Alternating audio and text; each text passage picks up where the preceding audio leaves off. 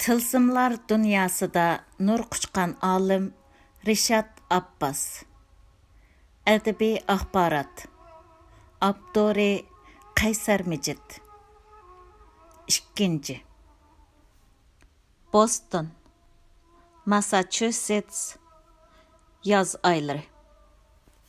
Bu yerda ishdan tushgandan keyin Uyg'ur madaniyatining bo'shigi bo'lgan sirliq va sehrlik ana makan Qashqardagi guzar rastisida o'ltirgandek o'ltirib, choyni qiniq damlab, 10-20 zix kavob buyurtib qo'yib, cho'p qatlaring bilan mungdishadigan muhit yo'q.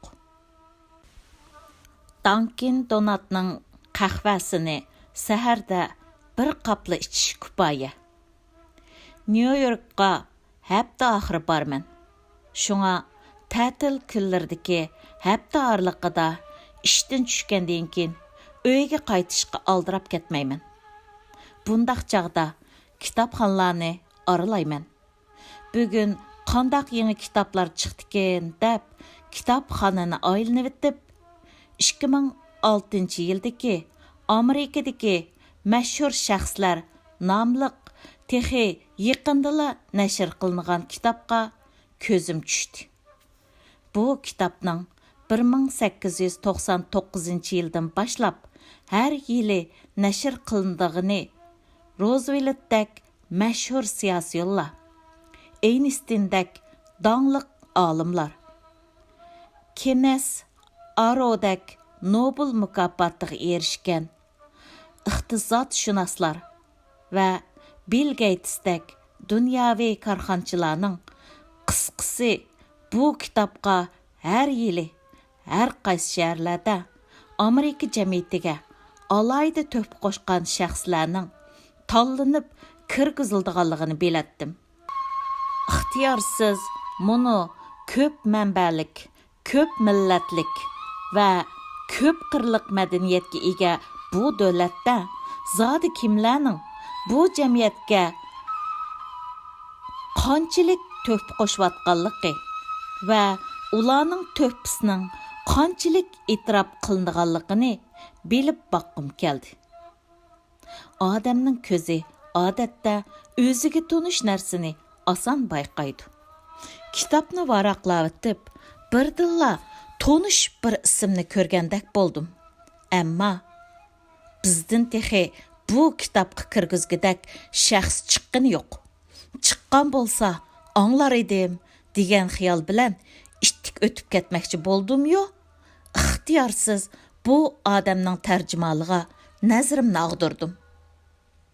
Rishad Abbas Borxon. Klinikalik dorilarni tadqiq qilish va vujudga keltirish sohasidagi bosh tadqiqotchi. Uyg'ur.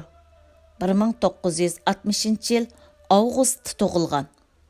Abbas Borxon va Mariya Ablizning o'g'li. Kasbiy jurnallarda va ilmiy muhokama yig'inlarida 80 parchadan ortiq ilmiy maqola e'lon qilgan va o'qigan.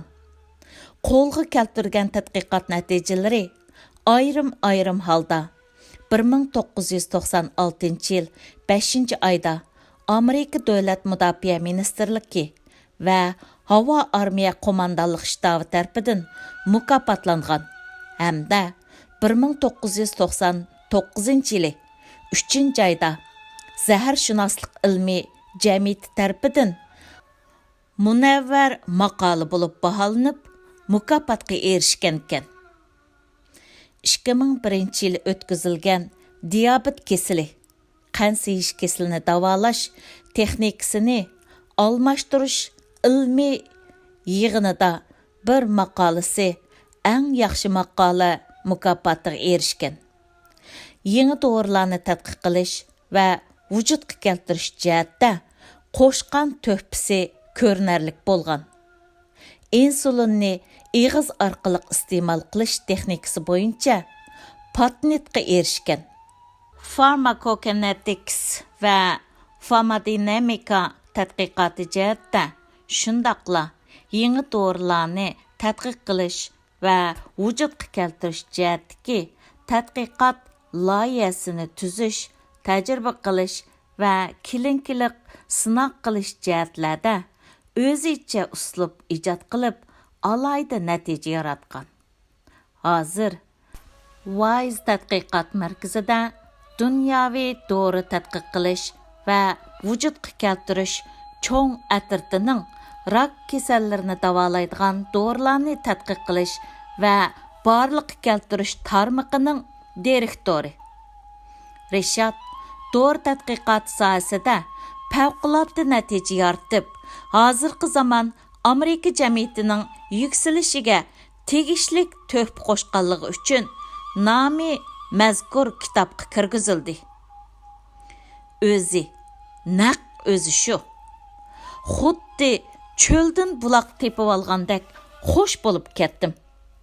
Pah, bizdinmi bu kitobga mashhurlar qatorida tiziladiganlar bo'ladi ekan-a? O'ttir maktabda o'qiyotgan chig'imda aeroplanni aka-uka Wrights, telefonni Edison, pensilinni Fleming ijod qilibdi yoki bayqabdi. Ajab, biz Uyg'urlardan hech kim xalqarалық ta'sirga ega biror narsa ijod qilmabdi. Qutatqu belikimiz bor. Qadriga yetmadik. O'shki muqomimiz bor. O'zimizni tushunib, huzurlanamiz deb o'ylab ketatdim. Bugun boshqacha ruhlandim. Men o'zaro odatdagicha salom soat qiladigan dori tadqiqot ilmi bo'yicha doktorlik unvoni olgan bir Uyg'ur farzandining Amerika jamiyati bo'libmi Amerika fan texnik sohasi e'tirof qilgudek bunchalik darajada cho'ng natija qozonganligini xiyolimga keltirib boqmabdi ekanman. Odam bir narsaning tegiga yetmaguncha bo'ldi qilmasa, uni budishqoq deymiz. Mening budishqoqligim tutib ketdi. Tor texnikasiga barakallah. Sen har vaqt o'zingga kerakli materiallarni har xil izlash vositalar orqali uchur dengizidan xuddi beliqchi dengizdan beliq suzgandek suzib olasan. Men Richard deb yoziladi. Abbas degan ismni to'rga kirgizib ko'rdim. Ko'z oldimda Rishad Abbas to'g'risida ko'p uchurlar paydo bo'ldi. Hammasi degidak uning ilmiy emgaklariga oid uchurlar bo'lib, hatto bularning ba'zilari inglizchadan boshqa chet el tillariga, ya'ni xanzucha va germanchaga tarjim qilingan edi. Ham hayron qoldim, ham xush bo'ldim.